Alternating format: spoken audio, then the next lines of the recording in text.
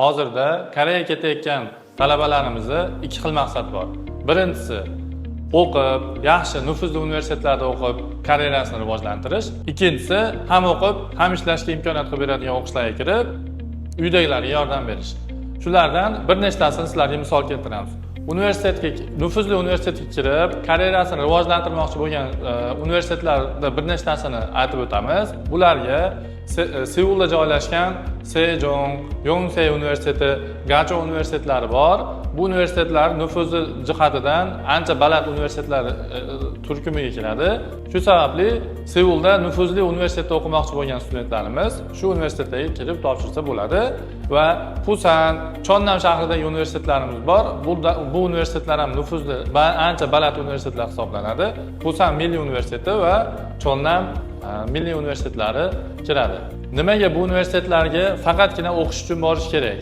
Ya'ni ishlamoqchi bo'lgan studentlar bu yerga borishni tavsiya qilmaymiz. Sababi bu universitetlarda nufuzi ancha baland, kontrakt to'lovlari qimmat va yuqori baho olish bu universitetlarda ancha qiyin bo'ladi. Faqatgina yotib olib o'qiydigan studentlarimizgina bu narsaga erishishlari mumkin. Endi ham o'qib, ham ishlab, oilamga yordam beraman, daromad topaman degan studentlarimiz ham bor.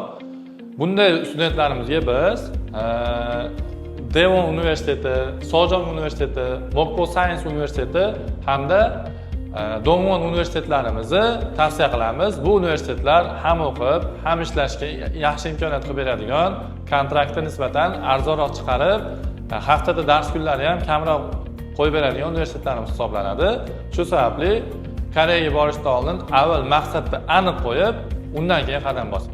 Hozir hammamiz bilamiz, blogerlik sohasi rivojlanib ketdi. Koreyada yurgan bloger aka-ukalarimiz qaysi o'qishda borib, chiroyli shahardagi universitetlar ko'rsatib turib, nufuzli universitetlar ko'rsatib turib, chiroyli ko'rsatganiga ishonib qolib turib, ko'p studentlarimiz topshiryapti.